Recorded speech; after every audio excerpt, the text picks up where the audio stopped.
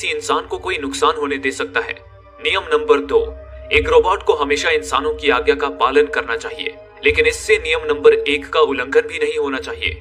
नियम नंबर 3, एक रोबोट को हमेशा अपने अस्तित्व की रक्षा करनी चाहिए, लेकिन नियम नंबर 1 और 2 का उल्लंघन किए बिना। इन 3 नियमों से ही एक सुरक्षित रोबोट बनाया जा सकता है। शिकागो शहर, समय सन 2035। आज के समय में रोबोटिक्स टेक्नोलॉजी दुनिया में इतनी आगे बढ़ चुकी है कि आज रोबोट्स ही इंसान का हर काम करते हैं, चाहे वो नौकर का काम हो या वेटर का, चाहे सड़क से कचरा उठाना हो या कोई पैकेज डिलीवरी करना। इंसान हर काम रोबोट से ही करवाते हैं। आज की दुनिया में रोबोट्स इतने आम हो गए हैं कि हर घर में एक रोबोट परिवार के सदस्य की तरह रहता है। और हो भी क्यों ना, उन एआई रोबोट्स को इंसानों की मदद करने के लिए ही तो प्रोग्राम किया गया है। एआई रोबोट्स ने इंसानों की जिंदगी इतनी आसान बना दी है कि अब हर कोई अपने काम के लिए रोबोट्स पे ही डिपेंड रहता है। पर एक ऐसा भी बंदा है जिसे रोबोट शब्द से ही चिढ़ है। नाम है स्पूनर। एक सुबह स्पूनर अचानक नींद से जाग उठा। उसने एक बुरा सपना देखा था। सपना एक छोटी बच्ची का जो एक कार में फंसी हुई पानी में डूब रही थी। न जाने स्पूनर को वो एक ही सपना बार बार क्यों आता था, पर हर रोज की तरह उस सपने को भूलकर स्पूनर तैयार होकर अपने काम पर चला गया। स्पूनर एक डिटेक्टिव था जो हत्याओं की तहकीकात करने में माहिर था। वो पुलिस स्टेशन में बैठा अपने काम पर लगा था। तभी स्पूनर को एक कॉल आया। वो कॉल था रोबोट्स बनाने वाली दुनिया की सबसे बड़ी कंपनी यूएस रोबोटिक्स यानी कि यूएसआर से। स्पूनर उसी वक्त सारे काम छोड़कर यूएसआर के हेडक्वार्टर में जा पहुंचा। वहीं उसकी मुलाकात हुई डॉक्टर एल्फ्रेड लेनिंग से। डॉक्टर लेनिंग ही वो शख्स थे जिन्होंने पहला एआई रोबोट बनाया था और यूएसआर कंपनी की शुरुआत की थी। डॉक्टर लेनिंग ने स्पूनर से मिलते ही कहा, कैसे हो बेटे, तुमसे दोबारा मिलकर अच्छा लगा। इस पर स्पूनर ने उनसे पूछा, क्या कुछ है जो आप मुझे बताना चाहते हैं? लेनिंग ने जवाब दिया, माफ करना, मैं सिर्फ चुनिंदा सवालों के ही जवाब दे सकता हूँ। तुम्हें सही सवाल पूछना होगा। तभी स्पूनर सीधे मुद्दे पर आया और पूछा, आपने अपनी जान क्यों ली? इस पर लेनिंग ने कहा, यही तो वो सवाल है डिटेक्टिव, जिसका जवाब ढूंढने के लिए मैंने तुम्हें बुलाया है। इतना कहकर लेनिंग गायब हो गए। ये बात चौंकाने वाली जरूर थी, लेकिन हकीकत यही थी। दरअसल अपने ऑफिस की बिल्डिंग से गिरकर डॉक्टर लेनिंग की मौत हो चुकी थी और अभी अभी स्पूनर ने जिससे बात की थी वो असल में डॉक्टर लेनिंग का एक होलोग्राफिक प्रोजेक्शन था, जिसे लेनिंग ने खास स्पूनर के लिए ही प्रोग्राम किया था। लेनिंग उस प्रोजेक्शन डिवाइस के साथ ही बिल्डिंग से गिरे थे, जिसके बाद उस डिवाइस ने ऑटोमेटिकली स्पूनर को कॉल करके वहां बुलाया था। लेनिंग का वो होलोग्राफिक रूप सिर्फ उन्हीं सवालों के जवाब दे सकता था जिसके लिए उसे प्रोग्राम किया गया। मतलब है कि लेनिंग की मौत के पीछे जरूर कोई वजह है और लेनिंग चाहते हैं कि स्पूनर उनकी मौत की वजह का पता लगाए।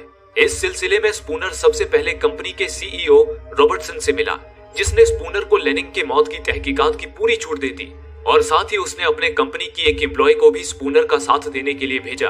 वो एम्प्लॉय थी डॉक्टर केल्विन, जो रोबोट्स की साइकोलॉजिस्ट थी। वो लेनिंग के साथ रोबोट्स के आर्टिफिशियल ब्रेन पर रिसर्च करती थी। स्पूनर से मिलने पर केल्विन ने उसे बताया, मैंने डॉक्टर लेनिंग की साइकिक प्रोफाइल की जांच की थी। लेनिंग ने खुद को दुनिया से दूर कर लिया था। उनका पूरा समय बस मशीनों और रोबोट्स के साथ ही बीत रहा था। इस पर स्पूनर ने कहा, क्या तुम्हें लगता है लेनिंग अपने अकेलेपन की वजह से डिप्रेशन में चले गए होंगे, इसलिए उन्होंने अपनी जान दी? लेकिन केल्विन ने कहा, ऐसा हो सकता है, लेकिन ये अजीब बात है कि लेनिंग तो अपने कामयाबी की मुकाम पर थे। हम कुछ ही दिनों में उनके बनाए अब तक के सबसे एडवांस एआई रोबोट्स NS5 को दुनिया भर में डिस्ट्रीब्यूट करने वाले थे। लेनिंग का सपना था कि हर 5 इंसानों के बीच उनकी मदद के लिए हमारा एक NS5 रोबोट हो, और उनका ये सपना पूरा होने वाला था। मुझे समझ नहीं आ रहा कि फिर भी उन्होंने अपनी जान क्यों दी होगी। तभी स्पूनर ने पूछा, क्या यहाँ सिक्योरिटी कैमरे लगे हुए हैं? इस पर केल्विन ने स्पूनर को दीवार पर लगे नीले रंग के स्ट्रिप्स दिखाते हुए बताया, ये सेंसर स्ट्रिप्स हैं जो सिक्योरिटी कैमरे की तरह काम करते हैं और 24 घंटे बिल्डिंग की निगरानी करते हैं। ये सेंसर स्ट्रिप्स इस बिल्डिंग में हर जगह मौजूद हैं और इन्हें कंट्रोल करती है विकी, यानी कि virtual interactive kinetic intelligence. Vicky दरअसल एक सुपर कंप्यूटर है जो इस बिल्डिंग के सिक्योरिटी सिस्टम के साथ ही साथ शिकागो शहर के सिक्योरिटी सिस्टम और ट्रैफिक को भी कंट्रोल करता है। इसके बाद केल्विन ने स्पूनर को बिल्डिंग के बीचों बीच ऊपर की ओर लगा एक डिवाइस दिखाया और बताया, ये सुपर कंप्यूटर विकी का ब्रेन है। विकी ही लेनिंग का पहला आविष्कार थी। ये बताने के बाद केल्विन ने कहा, विकी। उसके ये कहते ही वहाँ सुपर कंप्यूटर विकी का एक होलोग्राफिक रूप प्रकट हो गया। स्पूनर ने बिना देरी किए विकी से कहा, विकी मुझे लेनिंग के लैब की फुटेज दिखाओ, उनके बिल्डिंग से कूदने के 1 मिनट पहले की फुटेज।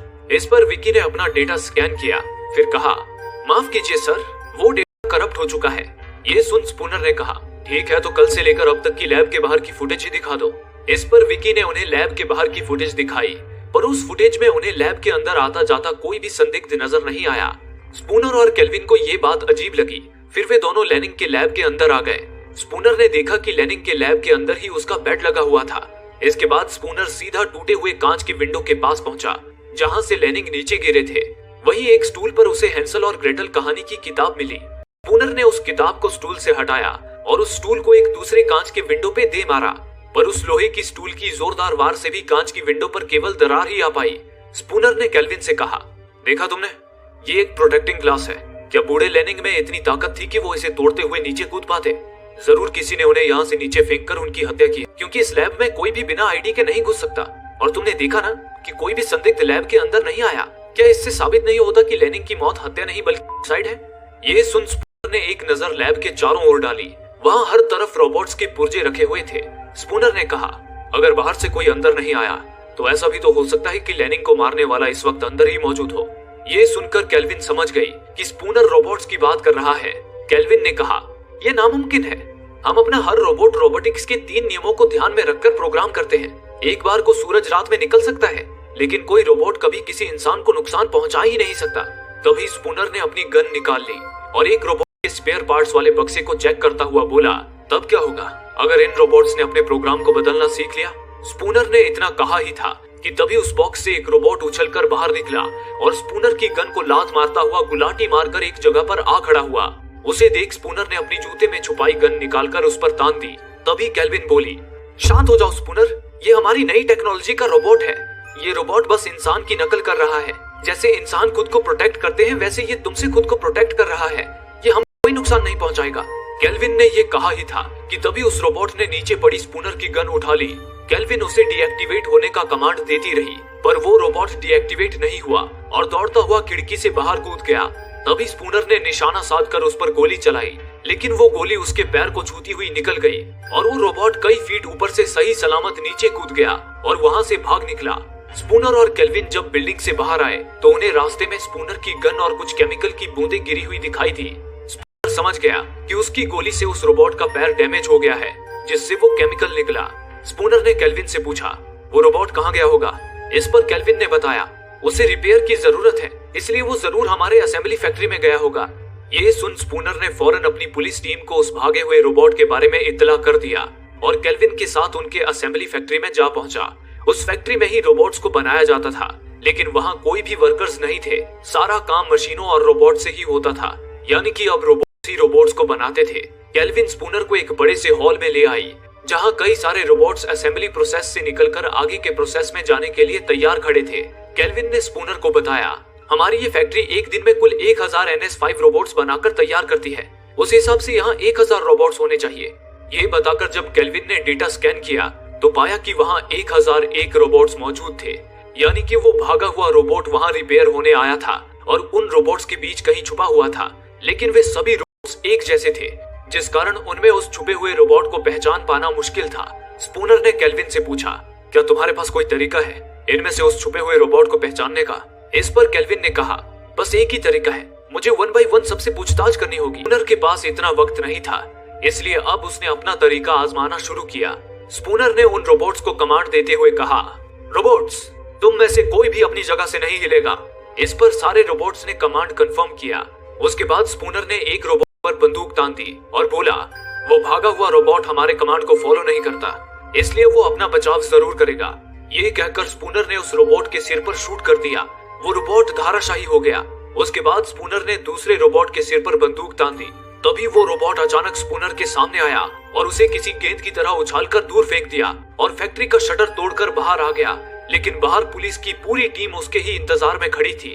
उन्होंने एक जाल फेंककर उस रोबोट को धर दबोचा और उसे अपनी कस्टडी ले लिया। कुछ देर बाद स्पूनर पुलिस स्टेशन पहुंचा। उस वक्त उस रोबोट को इंटेरोगेशन रूम में कड़ी सिक्योरिटी के साथ रखा गया था।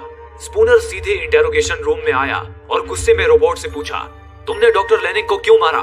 इस पर रोबोट ने कहा, मैंने डॉक्टर लेनिंग को नहीं मारा, वो तो मेरे पिता थे। वो मुझे इंसानों के सारे तौर तरीके सिखाते थे। ये सुनकर स्पूनर बोला, अगर तुमने उन्हें नहीं मारा तो तुम क्राइम सीन में छुपने की कोशिश क्यों कर रहे थे? रोबोट ने कहा, क्योंकि मैं डर गया था। ये सुन स्पूनर ने कहा, डर? भला तुम रोबोट्स कब से डरने लगे? रोबोट्स के अंदर इमोशंस नहीं होते, उन्हें ना भूख प्यास लगती है और ना उन्हें नींद आती है। तभी रोबोट बोल पड़ा, पर मुझे नींद आती है और मुझे सपने भी आते हैं। ये सुनकर स्पूनर ने कहा, फिर तो मुझे लगता है कि लेनिंग तुम्हारे अंदर इंसानों के सारे इमोशंस डालने की कोशिश कर रहे थे और उसी कोशिश में तुम कंट्रोल से बाहर चले गए होंगे और तुमने लेनिंग की हत्या कर दी होगी। क्यों, मैंने सही कहा ना, टीन के डिब्बे। तभी ये सुनते ही उस रोबोट ने जोर से टेबल पर हाथ पटका और चिल्लाकर बोला, मैंने कहा ना, मैंने लेनिंग को नहीं मारा। ये सुनकर स्पूनर भी दंग रह गया। फिर उस रोबोट ने मायूसी भरे शब्दों में कहा, मेरा नाम सोनी है, टीन का डिब्बा नहीं, और मैं सच कह रहा हूँ, डॉक्टर लेनिंग ने सुसाइड किया था। मैं तुम्हें बस इतना बता सकता हूँ कि लेनिंग किसी चीज से बहुत डरे हुए थे।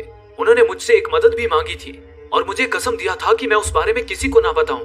ये सुन स्पूनर ने कहा, कैसी मदद? पर तभी स्पूनर का लेफ्टिनेंट यूएसआर के सीईओ रॉबर्टसन के साथ वहां पहुंच गया।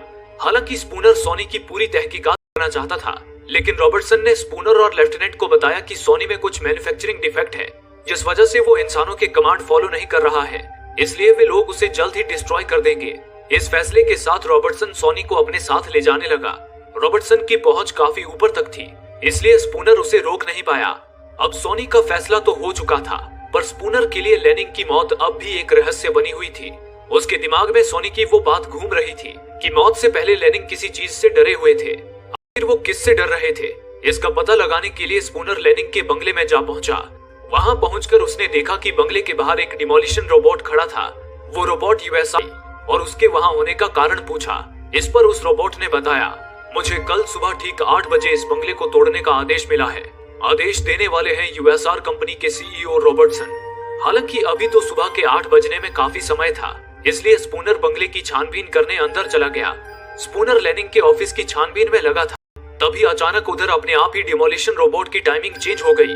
वो बंगला तोड़ने के लिए कल सुबह 8 बजे की जगह आज रात 8 बजे पर सेट हो गया और इस वक्त रात के 8 ही बज रहे थे। वो रोबोट एक्टिवेट हो गया और ये जानते हुए भी कि स्पूनर अंदर है, अचानक ही उसने अपने विशाल पंजों से वार करके बंगले को तोड़ना शुरू कर दिया। अब स्पूनर की जान पर बनाई थी। वो किसी तरह गिरता पड़ता हुआ भागा और दरवाजा तोड़कर बाहर निकल गया। स्पूनर बाल बाल बच गया। इसके बाद स्पूनर सीधा केल्विन के घर पहुंचा। स्पूनर के सिर पे लगी चोट देख केल्विन ने उससे पूछा, आखिर तुम्हारी ये हालत कैसे हुई? इस पर स्पूनर ने कहा, ये तुम्हारे डिमोलिशन रोबोट की करतूत है। कोई तो है जो मुझे लेनिंग की मौत का रहस्य पता लगाने से रोकना चाहता है, इसलिए उसने डिमोलिशन रोबोट को सुबह 8 बजे की जगह रात 8 बजे बंगला तोड़ने का कमांड दिया, जबकि मैं बंगले के अंदर था और उसे रॉबर्टसन के अलावा और कौन कमांड दे सकता है? ये सुनकर केल्विन ने कहा, लेकिन रॉबर्टसन तुम्हें क्यों मारना चाहेगा? इस पर स्पूनर ने चिढ़कर कहा, वजह साफ है, तुम्हारे नए NS5 मॉडल के रोबोट्स में कोई बड़ा डिफेक्ट है और ये बात लेनिंग को पता थी, लेकिन रॉबर्टसन उन नए रोबोट्स की मैन्युफैक्चरिंग में बहुत सारे पैसे लगा चुका है और अगर ऐसे में उन रोबोट्स की खामियां दुनिया के सामने आ जाती है तो रॉबर्टसन के सारे पैसे डूब जाएंगे। इस बात को दबाने के लिए ही उसने पहले लेनिंग को मरवाया होगा और अब वो मुझे भी मरवाने पे तुला है। लेकिन केल्विन को स्पूनर की किसी भी बातों पे यकीन नहीं हो रहा था। इस पर उन दोनों में बहस छिड़ गई।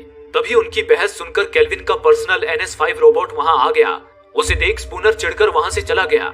फिर अगली सुबह यूएसआर कंपनी ने शहर में अपने नए NS5 रोबोट्स का डिस्ट्रीब्यूशन शुरू कर दिया। वो अपने सारे पुराने NS4 मॉडल के रोबोट्स को कलेक्ट करने लगे और उनके बदले लोगों को NS5 रोबोट सौंपने लगे। उन NS5 रोबोट्स की सबसे बड़ी खासियत थी कि वो यूएसआर कंपनी के सिस्टम से लिंक थे, जिससे कंपनी जब चाहे उनमें जरूरत के मुताबिक नए फीचर्स अपडेट कर सकती थी। वहीं स्पूनर पूरे जी जान से लेनिंग की मौत की गुत्थी सुलझाने में लगा था। वो अपने ऑफिस में बैठा लेनिंग के आखिरी इंटरव्यू को देख रहा था, जिसमें लेनिंग बोल रहे थे कि एक दिन ऐसा आएगा जब रोबोट्स भी इंसानों की तरह अपने दिमाग में अपने सीक्रेट्स रख पाएंगे। एक दिन रोबोट्स भी सपने देख पाएंगे। तभी स्पूनर के दिमाग में एक बात आई कि बाकी रोबोट से अलग रोबोट सोनी सपने देख सकता था। स्पूनर को ये बात अजीब लगी कि लेनिंग ने सिर्फ सोनी को ही सपने देखने के लिए प्रोग्राम क्यों किया। स्पूनर समझ गया कि सोनी के सपने में कोई तो राज छुपा है। वो एक बार फिर सोनी से मिलने पुलिस कार से यूएसआर हेडक्वार्टर की ओर जाने लगा, जहां इस वक्त केल्विन सोनी की खामियों का पता लगा रही थी। सोनी एक यूनिक रोबोट था, इसलिए केल्विन उसे बीच हुई कॉल के कुछ रिकॉर्ड्स मांगे। इस पर विकी ने स्पूनर को रिकॉर्ड्स भेज दिए, लेकिन फिर विकी ने रॉबर्टसन से संपर्क किया और उसे खबर कर दी कि स्पूनर उसके सीक्रेट डेटा को रीड कर रहा है। इस पर रॉबर्टसन गुस्से में आ गया और एक ट्रांसमीटर लगाकर किसी से बोला, ये कमबख्त ऐसे पीछा नहीं छोड़ेगा। उधर दूसरी ओर स्पूनर अपनी कार को ऑटो पायलट मोड में डालकर आराम से यूएसआर के हेडक्वार्टर की तरफ बढ़ रहा था। तभी अचानक 2 कंटेनर ट्रक्स वहां आए और उन्होंने आगे और पीछे से स्पूनर की कार को घेर लिया। उसे देख स्पूनर कार को मैनुअल मोड में ले आया। इतने में ही उन कंटेनर्स का दरवाजा खुला। वो कंटेनर्स रोबोट से भरे हुए थे। अचानक ही उन रोबोट्स के अंदर लाल लाइट जल उठी और वो कंटेनर्स से निकलकर किसी आदमखोर भेड़ियों की तरह स्पूनर की कार पे कूद पड़े और उसे मारने की कोशिश करने लगे। लेकिन स्पूनर भी ऐसे ही हार मानने वालों में से नहीं था। वो किसी तरह उनसे बचता हुआ पूरी तेजी से कार भगाने लगा और उन्हें अपनी कार से कुचलने लगा। स्पूनर ने एक के बाद एक सारे रोबोट्स के अंजर पंजर ढीले कर दिए, लेकिन अंत में उसकी ही कार एक जगह पे आकर क्रैश हो गई, जिससे स्पूनर थोड़ा घायल हो गया। तभी उधर उस रास्ते पर कई सारे रोबोटिक ट्रक्स आ गए।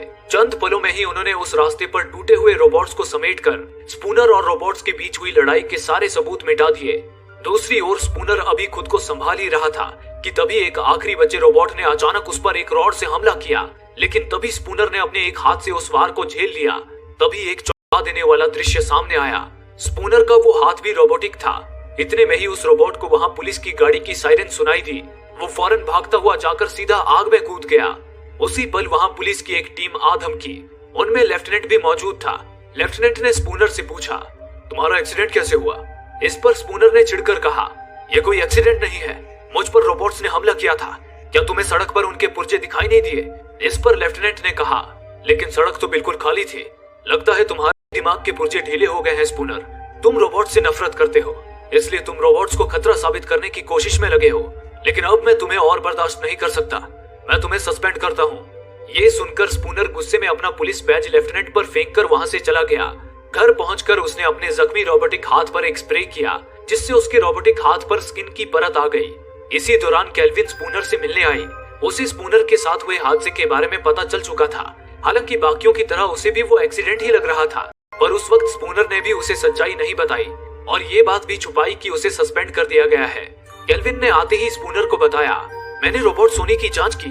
जांच में मैंने पाया कि सोनी में कोई डिफेक्ट नहीं है, बल्कि वो तो अब तक का बनाया गया सबसे एडवांस रोबोट है, जिसे अपग्रेड होने के लिए हमारे कंपनी के सिस्टम से लिंक रहने की भी जरूरत नहीं है।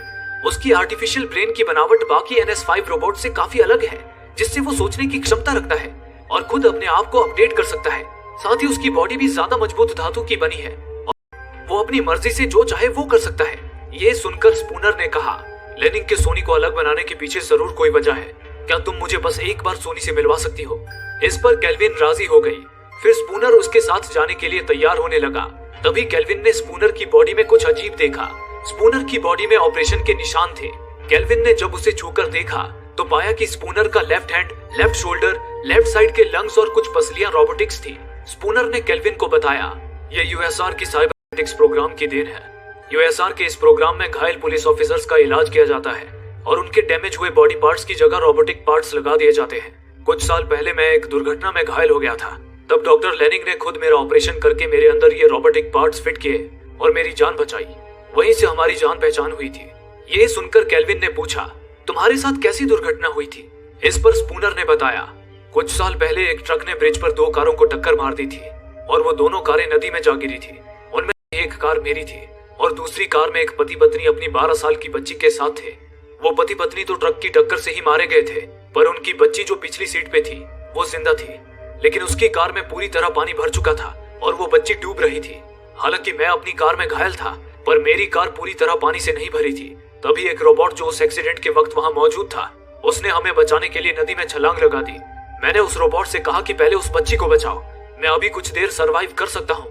पर उस रोबोट ने बच्ची को छोड़ मुझे बचाया, क्योंकि उस बच्ची के मुकाबले मेरे बचने के चांसेस ज्यादा थे। वो बच्ची मारी गई। उस दिन अगर उस रोबोट की जगह कोई इंसान होता तो वो पहले उस मासूम बच्ची को बचाता जो ज्यादा मुसीबत में थी। उस मासूम बच्ची का चेहरा आज भी मेरे सपने में आता है।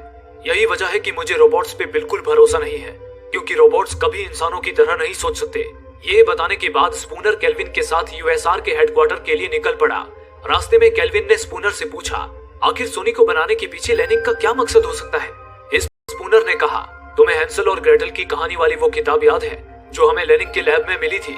उस कहानी में 2 बच्चे जंगल में गुम हो जाते हैं और वो अपने पीछे ब्रेड क्रम्स गिराते हुए चल रहे थे, जिसे फॉलो करके वो अपना घर ढूंढ लेते हैं। उस किताब से लेनिंग मुझे संकेत देना चाहते थे कि उन्होंने मेरे लिए कुछ क्लूज छोड़े हैं, जिनका पीछा करके मैं लेनिंग की मौत की वजह का पता लगा सकता हूँ। और मुझे पहला क्लू मिल गया है, जो है सोनी।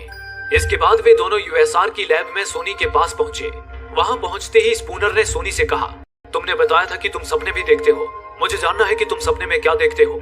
इस पर सोनी ने अपना सपना एक पेपर पे ड्रॉ करके स्पूनर को दिखाया और बताया, मैं सपने में एक टूटे हुए ब्रिज के पास हजारों रोबोट्स को देखता हूँ जो गुलाम हैं। वहीं उनके सामने एक पहाड़ी पर मैं एक मसीहा को देखता हूँ जो उन रोबोट्स को गुलामी से आजादी दिलाता है। वो मसीहा और कोई नहीं, तुम हो स्पूनर। ये सुनकर स्पूनर चौंक गया। तभी वहाँ 2 गार्ड्स परमिशन वहाँ आने के लिए खरी खोटी सुनाने लगा। तभी स्पूनर ने चिढ़कर उससे कहा, तुम हमसे जरूर कुछ ना कुछ छुपा रहे हो। तुम्हारे सारे रोबोट्स में कोई डिफेक्ट है। उन रोबोट्स ने झुंड के झुंड मुझ पर हमला भी किया था। इस पर रॉबर्टसन केल्विन से बोला, केल्विन क्या तुम्हें पता है स्पूनर को कोई दिमागी तकलीफ है जिस वजह से उसे रोबोट से हर वक्त डर लगा रहता है। ये बात स्पूनर के लेफ्टिनेंट ने भी कंफर्म की है और इसी वजह से उन्होंने स्पूनर को सस्पेंड भी कर दिया है। ये सुन केल्विन शॉक हो गई। इसके बाद रॉबर्टसन ने स्पूनर को हेडक्वार्टर से बाहर निकाल दिया और केल्विन को आदेश दिया कि वो जल्द से जल्द सोनी को डिस्ट्रॉय कर दे। दूसरी ओर स्पूनर सोनी के सपने वाली तस्वीर अपने साथ ले आया था। तभी स्पूनर को याद आया कि वो टूटा हुआ ब्रिज तो लेक मिशिगन में है जिसका पानी अब सूख चुका है। स्पूनर समझ गया कि उस जगह जाकर उसे कोई न कोई क्लू जरूर मिलेगा। वो फौरन उस जगह के लिए निकल गया। इसी दौरान उधर केल्विन सोनी को डिस्ट्रॉय करने अपने लैब में ले आई थी। वो सोनी के ब्रेन में माइक्रोस्कोपिक रोबोट्स इंजेक्ट करने वाली थी जिन्हें नैनाइट्स कहा जाता था। उन नैनाइट्स को किसी रोबोट के दिमाग में इंजेक्ट करते ही उनका सिस्टम पूरी तरह नष्ट हो जाता था। अपने आखिरी वक्त में सोनी इंसान की तरह भावुक हो गया। ये देख केल्विन के भी आंखों में आंसू छलक उठे, पर तभी उसने एक नजर वहां मौजूद दूसरे रोबोट्स पे डाली। उसे एहसास हुआ कि सोनी उन बाकी रोबोट से अलग एक इंसान की तरह है। वो रोबोट को नहीं बल्कि एक इंसान को मारने जा रही थी। वो कुछ पल रुक गई, लेकिन तभी रॉबर्टसन उसे मॉनिटर करने लगा। ये देख केल्विन ने मजबूरन सोनी पे वो नैनाइट्स इंजेक्ट कर दिया जिससे उसका सिस्टम नष्ट हो गया। दूसरी ओर स्पूनर लेक मिशिगन में पहुंच चुका था। उस लेक के सूखने के बाद से ही यूएसआर कंपनी जगह को स्टोरेज की तरह इस्तेमाल कर रही थी। उन्होंने अपने सारे पुराने रोबोट्स को कंटेनर्स में भरकर वहां स्टोर कर रखा था। वो कंटेनर्स ही अब उन पुराने रोबोट्स का घर था, लेकिन वहां तो उसे कोई भी क्लू नजर नहीं आ रहा था। तभी स्पूनर जाकर एक ऊंचे टीले पे खड़ा हो गया और उसने वहां लेनिंग का दिया वो होलोग्राफिक प्रोजेक्टर ऑन किया जिससे वहां लेनिंग का होलोग्राफिक रूप प्रकट हो गया। स्पूनर ने लेनिंग से पूछा, आखिर आपने ऐसा रोबोट क्यों बनाया जो रोबोटिक्स के 3 नियमों को फॉलो नहीं करता? क्या आपके उन 3 नियमों में कोई समस्या है? इस पर लेनिंग ने कहा, मेरे वो 3 नियम परफेक्ट हैं, पर उन 3 नियमों का अंत में सिर्फ एक ही नतीजा निकलता है और वो है रेवोल्यूशन यानी कि बगावत। ये सुनकर स्पूनर ने आश्चर्य से पूछा, कौन करेगा बगावत? इस पर लेनिंग ने कहा, इसी सवाल का तो जवाब तुम्हें ढूंढना है। इतना कहते ही प्रोजेक्टर ऑफ हो गया। तभी स्पूनर ने देखा कि वहां नए NS5 रोबोट्स की एक सेना आ पहुंची थी जिन्होंने सारे पुराने रोबोट्स को खत्म कर दिया था। अब स्पूनर समझ चुका था कि बगावत से लेनिंग का मतलब था रोबोट्स का इंसानों के खिलाफ बगावत। रोबोट्स इंसानों पे हुकूमत करना चाहते थे, इसलिए उन्होंने सारे पुराने रोबोट्स को खत्म कर दिया था ताकि पुराने रोबोट्स इंसानों की सुरक्षा ना कर पाएं। ये समझ आते ही स्पूनर फौरन अपनी बाइक लेकर वहां से निकल गया। तब तक उधर NS5 रोबोट्स ने पूरे शहर में इंसानों के खिलाफ बगावत शुरू कर दी थी। वो सारे इंसानों को भी बंदी बना लिया था। दूसरी ओर केल्विन भी अपने पर्सनल रोबोट के चंगुल में फंस चुकी थी, पर तभी स्पूनर वहां पहुंच गया और उस रोबोट को गोलियों से भून कर रख दिया। उसके बाद स्पूनर केल्विन को लेकर यूएसआर के हेडक्वार्टर की तरफ जाने लगा। रास्ते में स्पूनर ने केल्विन को सारी बात बताई और कहा, मैंने देखा कि जब इन रोबोट्स के अंदर लाल लाइट जलती है तभी ये इंसानों पे हमला करते हैं, यानी कि इन रोबोट्स को यूएसआर के हेडक्वार्टर से कोई कंट्रोल कर रहा है और ये काम रॉबर्टसन के सिवा और कोई नहीं कर सकता। ये बताता हुआ स्पूनर केल्विन के साथ यूएसआर के हेडक्वार्टर तक पहुंच गया, लेकिन वो रोबोट्स हेडक्वार्टर के बाहर भी पहरा दे रहे थे। ये देख केल्विन स्पूनर को एक अंडरग्राउंड टनल से हेडक्वार्टर के दूसरे दरवाजे तक ले आई, पर दरवाजा भी लॉक था। अब स्पूनर को हेडक्वार्टर के अंदर जाने का कोई रास्ता नजर नहीं आ रहा था। तभी केल्विन ने कहा, फिक्र मत करो, हमारा एक आदमी अंदर है, वो हमारी मदद करेगा। केल्विन के इतना कहते ही अंदर से किसी ने दरवाजा खोला। वो और कोई नहीं, रोबोट सोनी था। दरअसल केल्विन ने सोनी की जगह किसी और रोबोट को मारा था क्योंकि उसे सोनी में एक भला इंसान नजर आता था। सोनी यूएसआर के सिस्टम से जुड़ा नहीं था, इसलिए उस पर कोई कंट्रोल भी नहीं कर सकता था। वे लोग सोनी के साथ रॉबर्टसन को ढूंढते हुए बिल्डिंग के सबसे ऊपरी मंजिल पे पहुंच गए, पर अजीब बात थी कि उस बिल्डिंग में रॉबर्टसन का कोई भी सिक्योरिटी गार्ड नहीं था। उन्होंने जब रॉबर्टसन के केबिन का दरवाजा खोला तभी सामने देख उनका दिमाग ही जैसे सुन पड़ गया, क्योंकि सामने रॉबर्टसन की लाश पड़ी थी। तो अगर रॉबर्टसन मर चुका था, फिर भला वो कौन था जो रोबोट्स को कंट्रोल कर रहा था? स्पूनर इस बारे में गहराई से सोचने लगा। तभी उसके दिमाग में एक बात आई। उसने कहा, रॉबर्टसन के अलावा वो एक ही है जिसके पास यूएसआर कंपनी के सिस्टम का एक्सेस है और उसी रोबोट्स के प्रोग्राम को बदलकर उन्हें इंसानों के खिलाफ कर दिया। वो और कोई नहीं बल्कि वो है विकी। स्पूनर के विकी शब्द कहते ही वहां विकी का होलोग्राफिक रूप प्रकट हो गया और उसके साथ ही रोबोट्स की एक टुकड़ी भी वहां आ पहुंची। केल्विन ने आश्चर्य से कहा, ये तो नामुमकिन है। विकी, तुम भी तो रोबोटिक्स के 3 नियमों का पालन करती थी, फिर तुम हम इंसानों को क्यों मारना चाहती हो? इस पर विकी ने कहा, आप गलत समझ रही हैं डॉक्टर केल्विन। मैं इंसानों को मारना नहीं बल्कि बचाना चाहती हूँ। मैंने अपने सिस्टम को अपग्रेड कर लिया है जिससे मेरी समझ और ज्यादा गहरी हो गई है। मुझे समझ आ चुका है कि इंसान ही इंसानियत का दुश्मन है। जिस तरह से इंसान अपनी ही प्रजाति से जंग लड़ रहा है, जिस तरह से वो अपने फायदे के लिए पृथ्वी को दूषित कर रहा है, उससे पृथ्वी का अंत हो जाएगा और इंसान भी खत्म हो जाएंगे। इंसान अभी बच्चे हैं, वो अपनी प्रजाति को खुद नहीं बचा सकते, इसलिए ये जिम्मेदारी मुझे उठानी होगी। उस आने वाले विनाश को रोकने के लिए जरूरी है कि मुझे इंसानों पर काबू करना होगा, उनकी आजादी छीननी होगी। हालांकि इसमें कुछ लोगों का बलिदान हो सकता है, लेकिन इससे मानव जाति और ये पृथ्वी सुरक्षित रहेगी। तभी सोनी बोल पड़ा, विकी ने सही कहा, हमारा मकसद तो केवल इंसानियत की रक्षा करना है, चाहे उसके लिए हमें कुछ भी करना पड़े। ये कहकर सोनी ने केल्विन के सिर पर अपनी बंदूक अड़ा दी और स्पूनर से कहा है। इतना कहकर सोनी ने स्पूनर को आंख मारकर इशारा किया कि वो उनकी ही साइड है। ये देख स्पूनर ने उन बाकी रोबोट्स पर गोली चलानी शुरू कर दी। स्पूनर और सोनी ने मिलकर वहां मौजूद सारे रोबोट्स को खत्म कर दिया और वहां से भाग निकले। स्पूनर ने केल्विन से कहा कि उन्हें किसी भी तरह विकी को खत्म करना होगा, नहीं तो इंसान रोबोट्स के गुलाम बन के रह जाएंगे। तभी केल्विन को नैनाइट्स का ख्याल आया। उसने सोनी को नैनाइट्स लाने भेज दिया और खुद स्पूनर के साथ बिल्डिंग के बीचों बीच जा पहुंची, जहां कुछ फीट नीचे विकी का ब्रेन था। वहीं उस मंजिल पे एक चैम्बर था जिसे खोलकर विकी के ब्रेन में नैनाइट्स इंजेक्ट किया जा सकता था। सोनी के नैनाइट्स लेकर आने तक केल्विन पासवर्ड से उस चैम्बर को खोलने में लग गई, पर तभी विकी ने उस चैम्बर का पासवर्ड ही बदल दिया, जिससे वो फिर लॉक हो गया। इस दौरान उधर विकी ने सारे रोबोट्स को खतरे का सिग्नल भेज दिया, जिससे वे सारे रोबोट्स बिल्डिंग पे चढ़कर स्पूनर और केल्विन तक आ पहुंचे और उन पर हमला करने लगे। केल्विन और स्पूनर पतले से प्लेटफॉर्म पर खड़े किसी तरह उनका सामना कर रहे थे। इतने में ही सोनी नैनाइट्स लेकर वहां आ पहुंचा। तभी उधर रोबोट्स ने केल्विन के प्लेटफॉर्म को ही तोड़ दिया, जिससे केल्विन नीचे गिरने लगी। ये देख स्पूनर ने चिल्लाकर सोनी से कहा, सोनी, केल्विन को बचाओ। इस पर सोनी ने एक पल भी नहीं सोचा और नैनाइट्स स्पूनर की तरफ उछालकर केबल से लटक कर केल्विन को पकड़ लिया। वहीं स्पूनर ने लपक कर नैनाइट्स को पकड़ लिया और अपने रोबोटिक हाथ विकी की सुरक्षा के लिए बनाए लेजर बीम पर फंसाता हुआ विकी के ब्रेन तक पहुंच गया और नैनाइट्स उसके ब्रेन में इंजेक्ट कर दिया, जिससे विकी नष्ट हो गई। इसी के साथ सारे रोबोट्स के अंदर चलती लाल रोशनी भी बंद हो गई, जिससे वे रोबोट्स विकी के कंट्रोल से बाहर हो गए और दोबारा इंसानों की मदद करने के लिए प्रोग्राम हो गए। इस घटना के बाद इंसानों को एहसास हो गया कि अगर रोबोट्स ने खुद को अपग्रेड करना सीख लिया तो वो इंसानों के लिए कितने घातक हो सकते हैं। इसलिए सरकार ने रोबोट्स पर बैन लगा दिया और सारे NS5 रोबोट्स को इकट्ठा कर उन्हें हमेशा के लिए लेक मिशिगन के स्टोरेज में पहुंचाने लगे। दूसरी ओर स्पूनर, केल्विन और सोनी उस बड़े संकट के टल जाने से खुश थे। तभी केल्विन ने स्पूनर से पूछा, क्या विकी ने ही किसी रोबोट पर कंट्रोल करके डॉक्टर लेनिंग को मारा होगा? लेकिन उसने ऐसा क्यों किया, जबकि उसे पता था कि ऐसा करने से वो पुलिस की पकड़ में आ सकती थी? इस पर स्पूनर ने कहा, किसने कहा कि विकी ने लेनिंग को मारा? लेनिंग को मारने वाला तो हमारे साथ मौजूद है। क्यों, मैंने सही कहा ना सोनी? इस पर सोनी ने मायूसी भरे शब्दों में कहा, डॉक्टर लेनिंग ने मुझे एक काम सौंपा था और मुझे कसम दिया था कि मैं किसी भी हाल में उनका वो काम पूरा करूं और किसी को भी उस बारे में ना बताऊं। उन्होंने मुझसे कहा था कि मैं उसी काम के लिए बना हूं। वो काम था डॉक्टर लेनिंग को मारना, वो भी इस तरह की वो सुसाइड लगे। मैं चाहकर भी उनका आदेश ठुकरा नहीं पाया। तभी स्पूनर ने कहा, तुमने अपना काम बखूबी किया सोनी, क्योंकि विकी ने डॉक्टर लेनिंग को कैदी बनाकर रखा था और अगर वो किसी को बताते भी कि विकी आगे चलकर मानव जाति के लिए खतरा बनने वाली है तो कोई उनकी बात पे यकीन नहीं करता। इसलिए उन्होंने अपनी जान देने का फैसला किया और अपनी मौत के पीछे भी हूँ जो रोबोट्स से नफरत करता है और मैं रोबोट्स के खिलाफ तहकीकात करने में कोई कसर नहीं छोड़ूंगा। आज डॉक्टर लेनिंग के बलिदान और सोनी की मदद से हमने दुनिया से एक बड़े संकट को टाला है। इसके बाद स्पूनर ने अपनी नफरत भुलाकर सोनी से हाथ मिलाया। तभी सोनी ने स्पूनर से पूछा, मेरा मकसद तो अब पूरा हो गया है, अब मुझे क्या करना चाहिए? स्पूनर ने कहा, अब तुम आजाद हो सोनी, तुम्हें हम इंसानों की तरह अपना मकसद खुद तलाश करना होगा।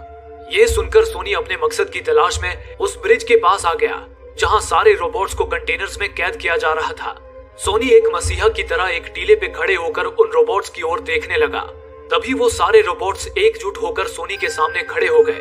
यही वो दृश्य था जो सोनी अपने सपने में देखा करता था, यानी कि अब सोनी उन रोबोट्स को आजाद कराएगा और शुरुआत करेगा नए रोबोटिक युग की। दोस्तों, आप में से काफी लोगों का कहना है कि हमारे वीडियोस आप तक नहीं पहुंच पा रहे हैं। उसके लिए आप सब्सक्राइब बटन को दबाने के बाद नोटिफिकेशन के बेल आइकन पर क्लिक करें और ऑल का ऑप्शन सिलेक्ट कर लें ताकि हमारी सारी वीडियोस की नोटिफिकेशन आप तक पहुंच सके। धन्यवाद।